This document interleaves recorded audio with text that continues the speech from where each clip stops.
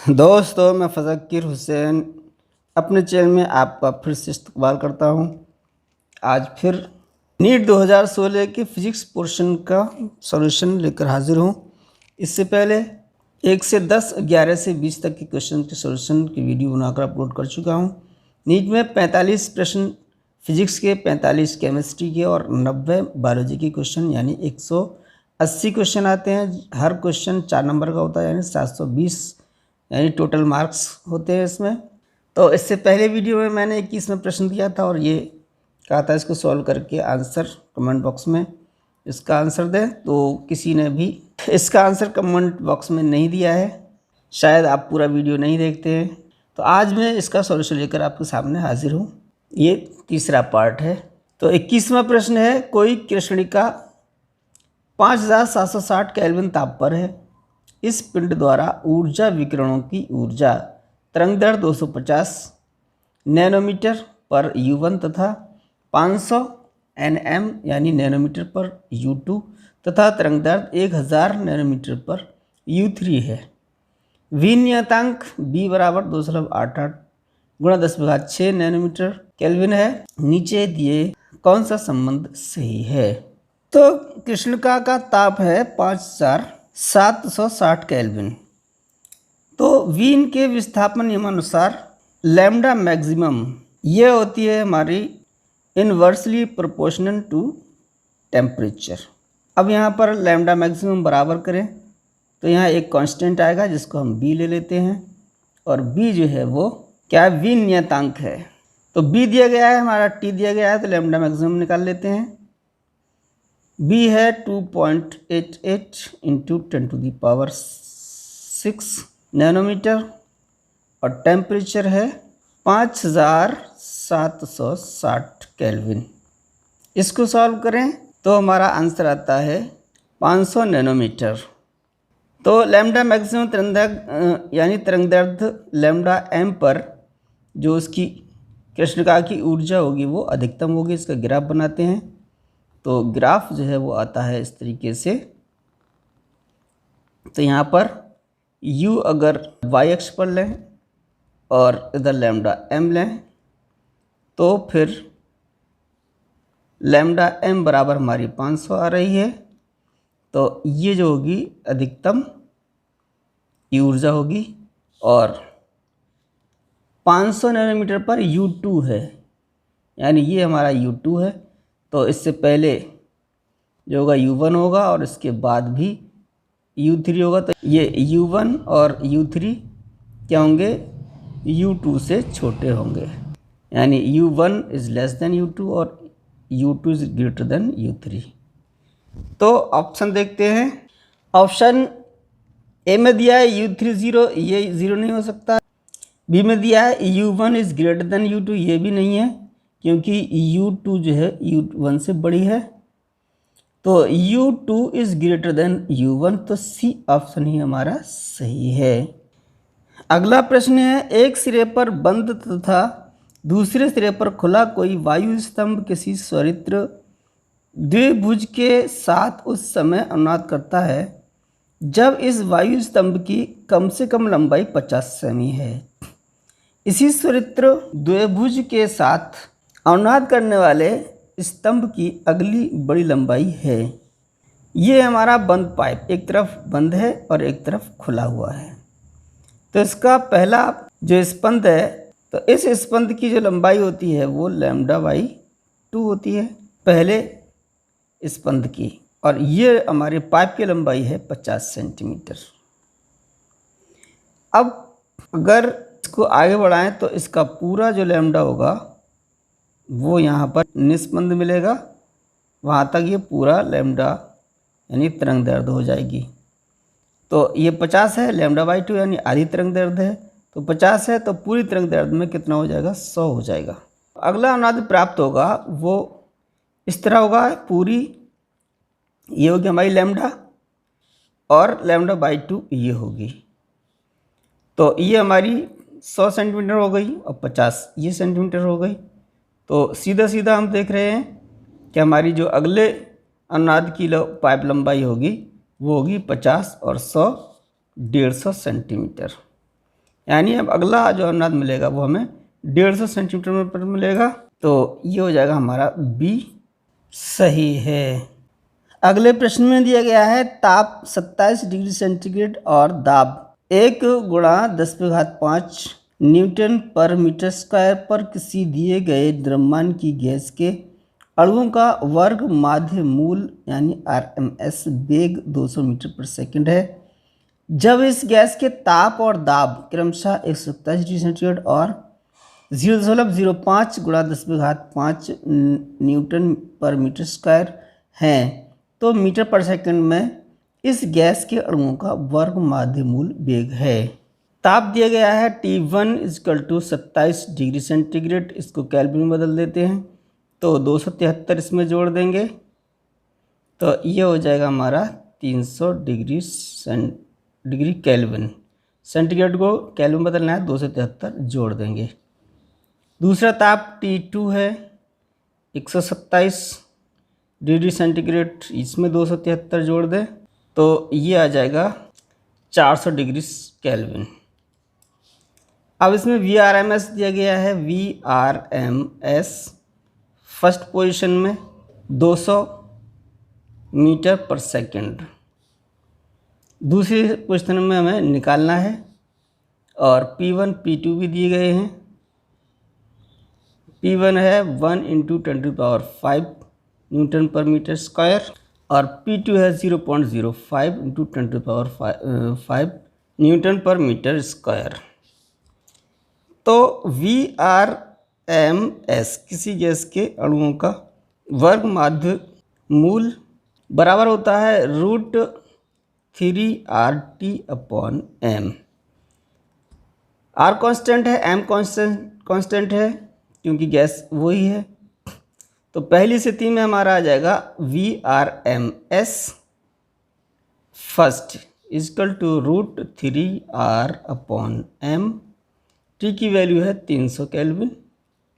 और दूसरी स्थिति में VRMS 2 √3R × 400/m।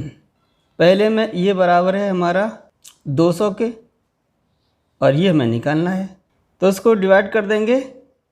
VRMS 2/200 = ये ऊपर लिया है, ये रूट में है सब, तो 3RT 400/m/3RT का वैल्यू तो लगा दी है हमने, मल्टीप्लाई में ले लेते हैं ये 3R × 300/m।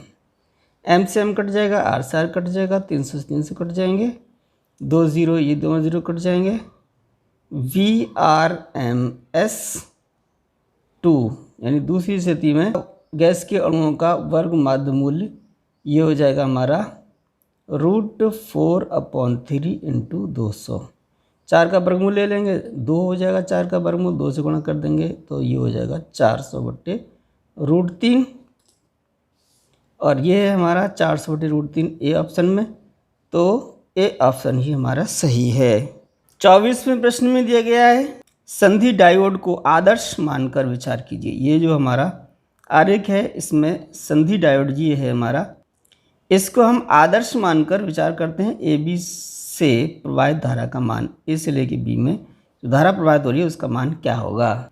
ये हमारा पी और एन यानी पी एन टाइप का जो जंक्शन है, तो इसको हम अगर आदर्श माने तो इसका जो प्रतिरोध होगा वो 0 होगा, यानी इसमें कोई प्रतिरोध नहीं होगा, सीधी सीधी धारा बह रही होगी। अब प्रतिरोध जो होगा वो आर की वैल्यू होगी हमारी 1K यानी 1000 ओम, तो आर हो गया 1000 ओम।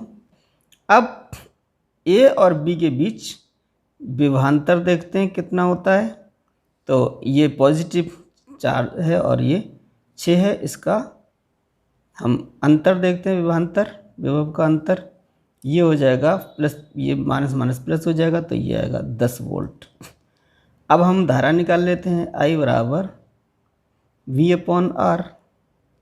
V है हमारा 10, R है 1000, 1 से 0 कट गया, 100 को हम लिख सकते हैं 10⁵2 और जैसे ऊपर ले जाएंगे तो 10 माइनस की 2 पावर हो जाएगी, ये हमारी आ जाएगी 10 to the power minus 2 ampere.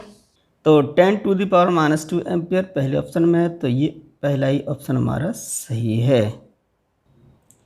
यदि दो सदिशों के योग का परिमाण उन दोनों सदिशों के अंतर के परिमाण के बराबर है, यानी दो सदिशों का योग और अंतर परिमाण के रूप में जो है वो बराबर हैं और दिशा उनमें अलग अलग होगी, तो इन सदिशों के बीच में कोण कितना होगा ये हमें निकालना है। तो दो हम सदिश मान लेते हैं P और Q। PQ प्लस और माइनस यानी योग और अंतर, इनका हम क्या ले लेते हैं, मॉडुलस ले लेते हैं यानी परिमाण। तो ये बराबर हैं। अब परिमाण का हम स्क्वायर कर दें दोनों साइड में, तो PQ स्क्वायर बराबर हो जाएगा माइनस PQ का स्क्वायर। इसकी वैल्यू होती है P square plus Q square minus, ये प्लस है तो प्लस 2PQ कॉस थीटा। इधर से देखते हैं P square plus Q square minus 2PQ cos theta. तो इससे इधर से P स्क्वायर कट गया, Q स्क्वायर कट गया, ये माइनस के हैं ये प्लस के हैं, इधर ले आएंगे तो ये जुड़ जाएंगे, तो इधर ज़ीरो हो जाएगा, तो ये जाएंगे 4PQ कॉस थीटा बराबर 0। ये हमारे क्वांटिटी है, इसको हम इधर ले जाएं तो ये तो ज़ीरो नहीं हो सकती, तो क्या होगा हमारा कॉस थीटा बराबर 0 होगा, और कॉस थीटा बराबर 0 यानी कॉस 90, यानी कॉस 90 का वैल्यू जो होती है वो 0 होती है, तो थीटा की वैल्यू हमारी आ गई 90 डिग्री। तो इसमें ए ऑप्शन सही है। किसी खगोलीय दूरबीन के अभिदर्शक और नेत्रिका की फोकस दूरियां जो हैं वो 40 सेमी और 4 सेमी है। अभिदर्शक से 200 सेंटीमीटर दूर स्थित किसी बिंब को देखने के लिए दो लेंसों के बीच की दूरी होनी चाहिए। तो ये है हमारी खगोलीय दूरदर्शी, जिस तरफ से हम देखते हैं इसको हम नेत्रिका कहते हैं। ये नेत्रिक तरफ लेंस होता है, इसकी फोकस दूरी हमारी होगी FE से प्रदर्शित करते हैं, और ये है हमारी 4 सेंटीमीटर। जो वस्तु की तरफ लेंस होता है उसे हम अभिदर्शक लेंस कहते हैं, और इसकी फोकस दूरी को हम FO से डिनोट करते हैं, और FO है हमारी 40 सेंटीमीटर। यहाँ वस्तु रखी हुई है तो लेंस से वस्तु की दूरी UO कहलाएगी, यूनि, क्योंकि अभिदर्शक लेंस से वस्तु की दूरी देख रहे हैं। तो ये है हमारी 200 सेंटीमीटर, जो इसमें दी गई हैं वो हमने लिख ली हैं, नोट कर ली हैं। अब हमें निकालना है अभिदर्शक और नेत्रिका के बीच की दूरी कितनी होगी ये। अब देखते हैं यहाँ पर जो किरणें आ रही हैं दूर से, वो इसका प्रतिबिंब बनेगा, वो बनेगा यहाँ पर। तो ये किरण जाती है हमारी FO से होती, ये दूरी होगी हमारी VO, अभिदर्शक से प्रतिबिंब की दूरी VO। तो हमें UO मालूम है, FO मालूम है, और VO हमारा इससे निकल आएगा। ये फॉर्मूला होता है हमारा 1/VO -1/UO = 1/FO। यहाँ से वैल्यू लगा देते हैं, VO निकालना है, ये आगे हमारे यहाँ पर प्लस हो जाएगी, 1/VO बराबर 1/FO प्लस 1/UO। अब इनके प्लस माइनस देख लेते हैं। लेंस से दाईं तरफ होगी तो वो प्लस में ली जाएगी, और बाईं तरफ होगी वो माइनस में ली जाएगी। तो U हमारी माइनस में होगी और V होगी हमारी प्लस में। FO है 40, U माइनस में है तो ये माइनस हो जाएगा, और ये है हमारी 200। तो इसका एलसीएम 200 ही आ जाएगा। 4 पंजे 20, 5 माइनस 1, तो ये हो गया 4/200, 4 से कट जाएगा, 4 पंजे 20, ये हो गई 50। 1/V 0। इस ये पॉन में है, ये पॉन में कैसी क्रॉस मल्टीप्लाई कर दें या इसको उल्टा कर दें तो V की वैल्यू आ गई है V0 की 50 सेंटीमीटर। अब ये 50 सेंटीमीटर यहाँ तक आ गई। अब ये जो प्रतिबिंब बनता है वो बनता है, अब इसका अंतिम प्रतिबिंब बनेगा वो कहाँ से बने, कहाँ तक बनेगा, ये अनंत पे बनेगा। और इस पे अनंत पे बनाने के लिए ये प्रतिबिंब जो अभिदृश्यक से बनेगा वो हमारा FE के बराबर बनेगा, यानी नेत्रिका की फोकस दूरी पे बनेगा।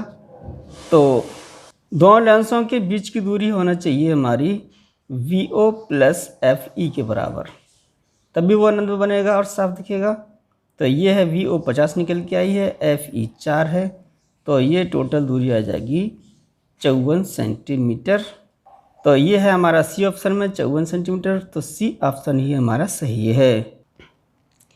किसी दिए गए प्रवर्धक में कोई NPN ट्रांजिस्टर उभयनिष्ठ उत्सर्जक विन्यास में संयोजित है।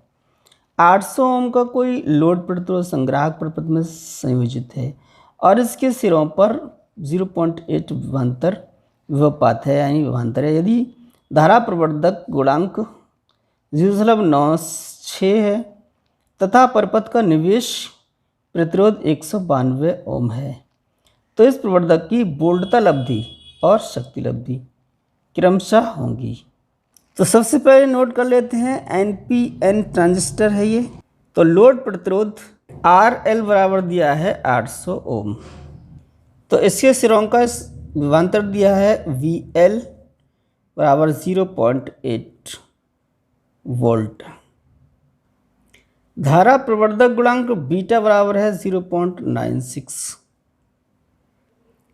परपथ का निवेश प्रतिरोध यानी R इनपुट ये दिया है 192 ओम। हमें निकालना है इस परपथ की वोल्टता लब्धि, इसको हम AV से प्रदर्शित करें तो ये होती है VL/VN, यानी लोड विभवांतर और इनपुट विभवांतर का अनुपात। ये बराबर होता है VL हमें दिया गया है और V इनको यानी इनपुट IB और R इनपुट के बराबर होगा। हमारे पास R इन दिया गया है, IB हमें निकालना है, VL भी दिया गया है, ये एक दो दिए हैं, IB और निकालना है। तो IB जो होता है बीटा यानी धारा प्रवर्धक गुणांक बीटा बराबर IC अपॉन IB, ये हमें ज्ञात है, ये दोनों ज्ञात नहीं है, तो IC निकाल सकते हैं, उसमें बाद में लगा देंगे वैल्यू। तो IC यानी संग्राहक धारा ये बराबर होती है हमारी VL अपॉन RL। VL है 0.8 और RL है 800 ओम। तो धारा हमारी आ जाएगी, दशमलव यहाँ से हटा दें तो ये 0 हो जाएगा, 8 एकम 8 1000, 10 पे घात -3 हो जाएंगी, ये नीचे 1000 हो जाएगा, ऊपर ले जाएंगे 10 पे घात 3 माइनस की हो जाएंगी। तो ये हमारी IC आ गई यानी संग्राहक धारा। अब इस IC की वैल्यू यहाँ लगा दें तो ये है 10 पे घात -3, IB हमें निकाल लेंगे यहाँ से और ये बराबर है हमारा धारा प्रवर्धक गुणांक, ये है 0.96। यहाँ से अगर हम देखें तो IB की वैल्यू ये आ जाएगी, ये इधर आ जाएगा, ये नीचे आ जाएगा, 10 पे घात -3 बट्टे 0.96, ये हमारी आ गई है IB धारा। इस IB धारा का मान यहाँ लगा दें, VL हमें ज्ञात है 0.8 V यानी वोल्ट बटे IB हो गई हमारी 0.96, ये 10 पे घात 3, ये 0.96 ऊपर पहुँचेगा क्योंकि ये बटे में है और यहाँ है 10 पे घात -3 और R इनपुट है 192।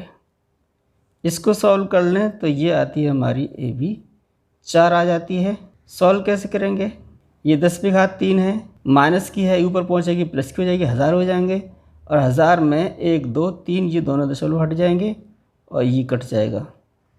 अब 8 से ये 8 दूनी 16, 8 चौक 32, 24 चौक 96, ये 4 हमारी आ गई है वोल्टता लब्धि।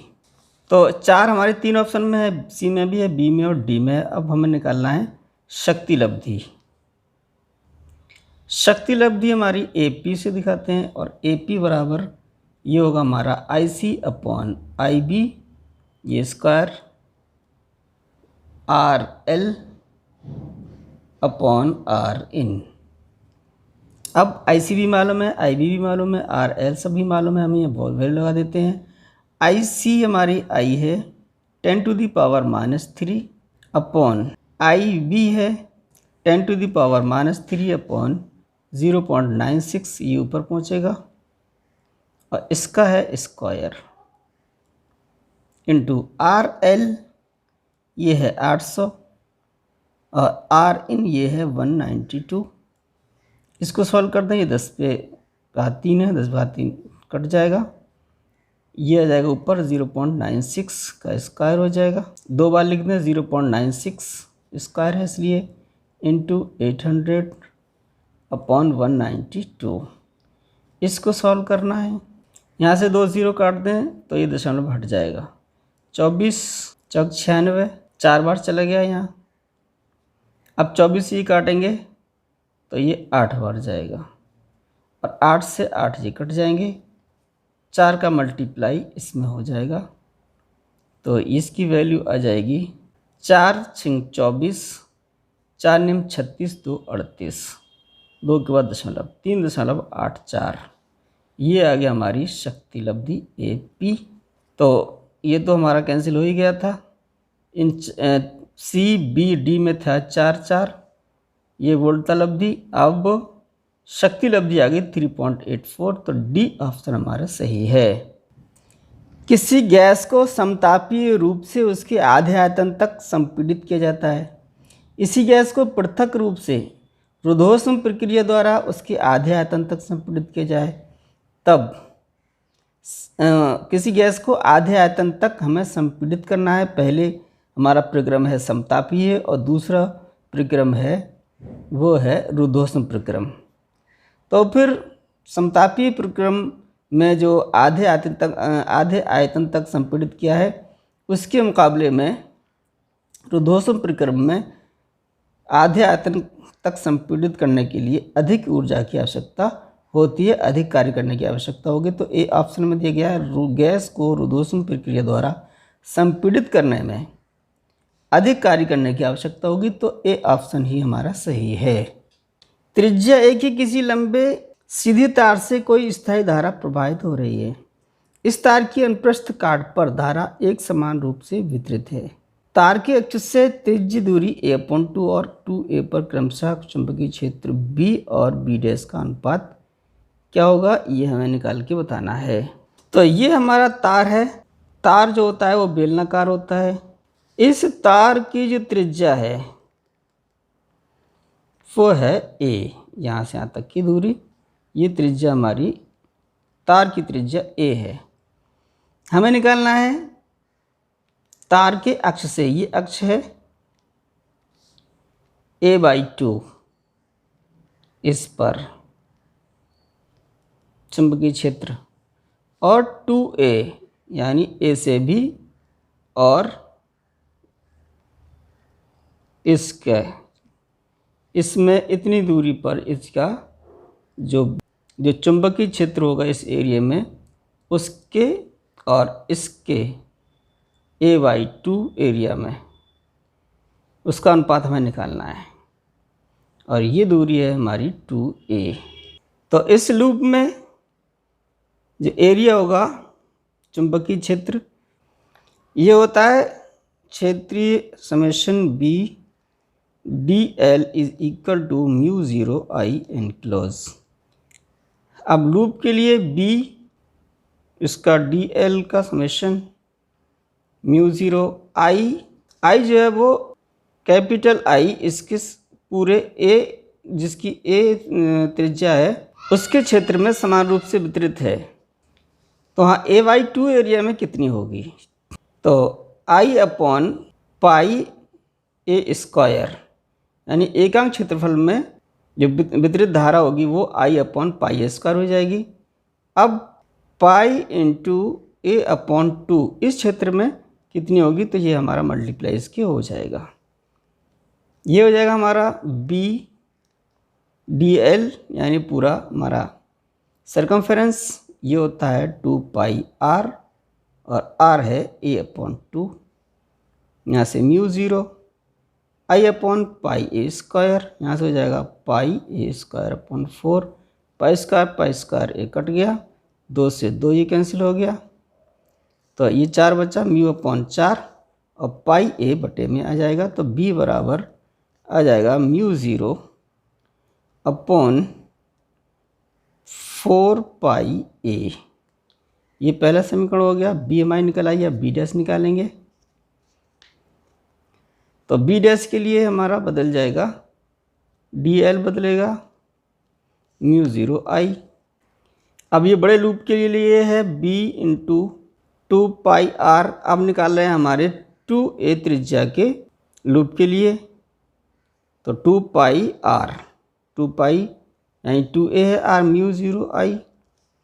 तो b बराबर आ जाएगा, ये हमारा b डैश बराबर आ जाएगा μ0I। यहाँ ये I होगा /4 पाई a। ये दूसरा समीकरण है। हमें अनुपात निकालना है b और b डैश का, तो ये समान है, ये भी है, ये भी सेम आ गया। तो μ0I /4 पाई a बटे μ0I /4 पाई a, ये कट जाएगा पूरा, ये आ जाएगा 1। तो 1 है हमारा बी ऑप्शन में, तो बी ऑप्शन ही हमारा सही है। अगला प्रश्न 30वां है, कॉलम फर्स्ट की संगत प्रविष्टियों का मिलान कॉलम 2 की प्रविष्टियों से कीजिए जहां m दर्पणों द्वारा उत्पन्न आवर्धन है। तो किसी दर्पण का आवर्धन क्षमता जो होती है -v/u। v प्रतिबिंब की दूरी है दर्पण से और u है वस्तु की दूरी। तो यहाँ पर उत्तल दर्पण में हमेशा आभासी प्रतिबिंब बनता है। ये हमारा उत्तल दर्पण है।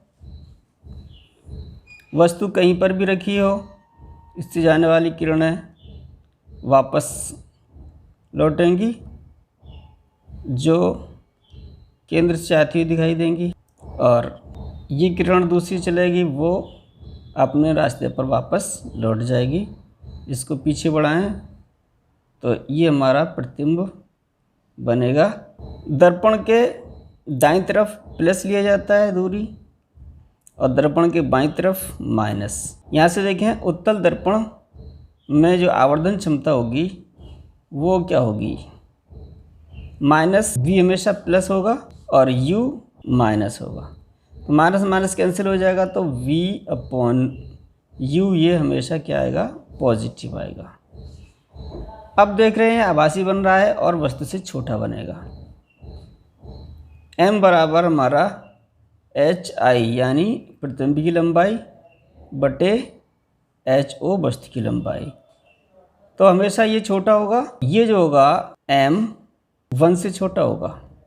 तो अब इस पर हमें गौर करते हैं, -2 है और -½ है। तो -2 अवतल दर्पण होगा, क्योंकि उत्तल दर्पण की आवर्धन क्षमता प्लस में होगी हमेशा। तो ये आ जाएगा हमारा 2 का जो संबंध होगा, यानी -2 का अवतल दर्पण।